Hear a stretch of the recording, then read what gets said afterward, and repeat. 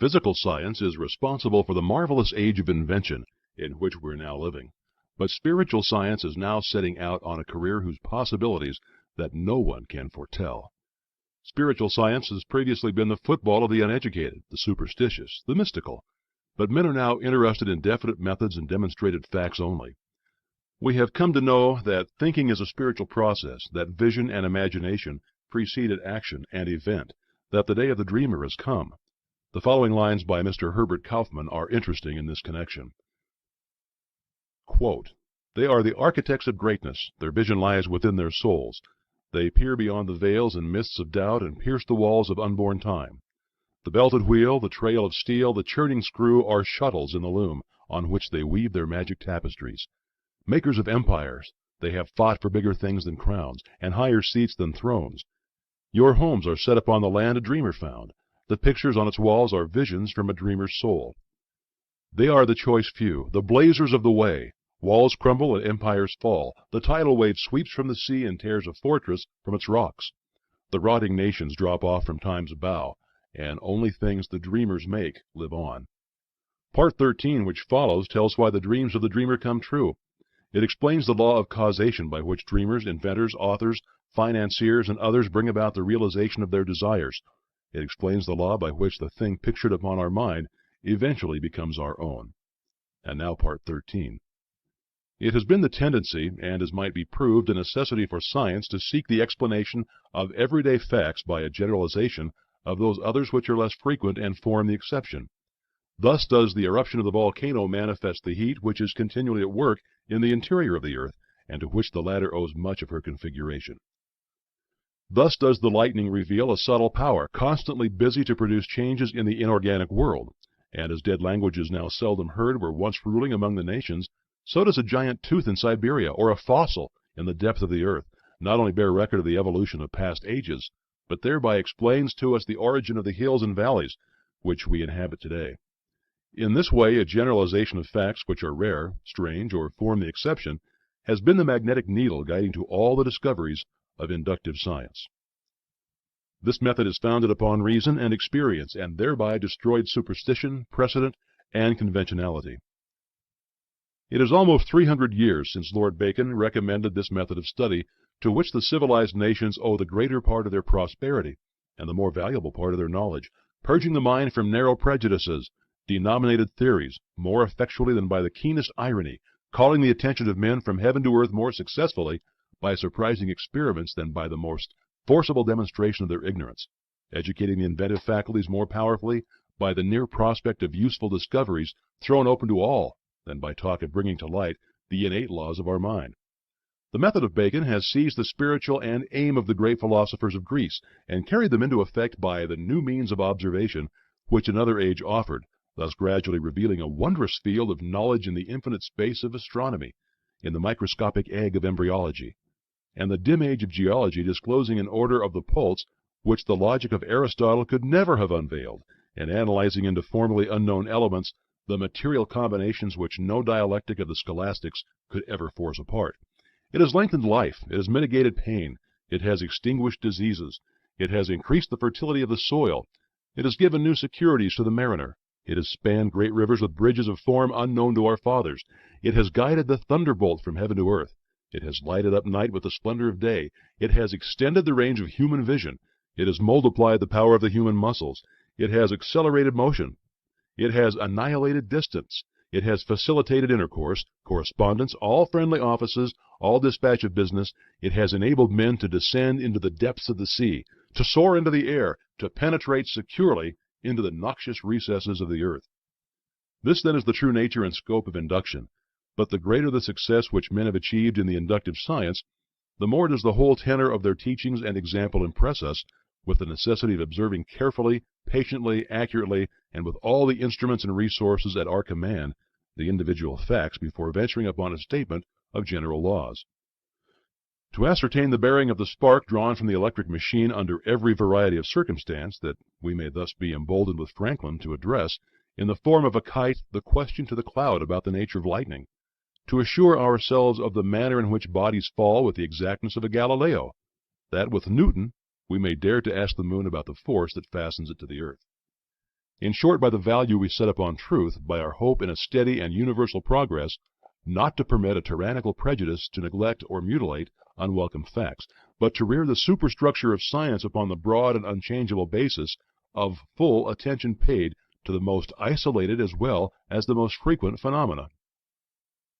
An ever-increasing material may be collected by observation, but the accumulated facts are of very different value for the explanation of nature, and as we esteem most highly those useful qualities of men which are of the rarest occurrence, so does natural philosophy sift the facts and attach a preeminent importance to that striking class which cannot be accounted for by the usual and daily observation of life.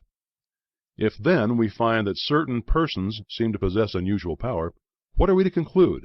Well, first, we may say it's not so, which is simply an acknowledgment of our lack of information, because every honest investigator admits that there are many strange and previously unaccountable phenomena constantly taking place. Those, however, who become acquainted with the creative power of thought will no longer consider them unaccountable. Second, we may say that they are the result of supernatural interference, but a scientific understanding of natural laws will convince us that there is nothing supernatural. Every phenomenon is the result of an accurate, definite cause, and the cause is an immutable law or principle which operates with invariable precision, whether the law is put into operation consciously or unconsciously. Third, we may say that we're on forbidden ground, that there are some things which we just should not know. Well, this objection was used against every advance in human knowledge. Every individual who ever advanced a new idea, whether a Columbus, a Darwin, a Galileo, a Fulton, or an Emerson, was subjected to ridicule or persecution, so that this objection should receive no serious consideration. But on the contrary, we should carefully consider every fact which is brought to our attention. By doing this, we will more readily ascertain the law upon which it is based. It will be found that the creative power of thought will explain every possible condition or experience, whether physical, mental, or spiritual. Thought will bring about conditions in correspondence with the predominant mental attitude. Therefore, if we fear disaster, as fear is a powerful form of thought, disaster will be the certain result of our thinking. It is this form of thought which frequently sweeps away the result of many years of toil and effort. If we think of some form of material wealth, we may secure it. By concentrated thought, the required conditions will be brought about, and the proper effort put forth, which will result in bringing about the circumstances necessary to realize our desires. But we often find that when we secure the things we thought we wanted, they don't have the effect we expected. That is, the satisfaction is only temporary, or possibly is the reverse of exactly what we expected. What then is the proper method of procedure? What are we to think in order to secure what we really desire? What you and I desire, what we all desire, what everyone is seeking, is happiness and harmony. If we can truly be happy, we shall have everything the world can give. If we're happy ourselves, we can make others happy. But we cannot be happy unless we have health, strength, congenial friends, pleasant environment, sufficient supply, not only to take care of our necessities, but to provide for those comforts and luxuries to which we are entitled. The old orthodox way of thinking was to be a worm, to be satisfied with our portion, whatever it is. But the modern idea is to know that we are entitled to the best of everything, that the Father and I are one, and that the Father is the universal mind, the Creator, the original substance from which all things proceed. Now, admitting that His is all true in theory, and it has been taught for 2,000 years, and is the essence of every system of philosophy or religion, how are we to make it practical in our lives? How are we to get the actual tangible results here and now? In the first place, we must put our knowledge into practice. Nothing can be accomplished in any other way.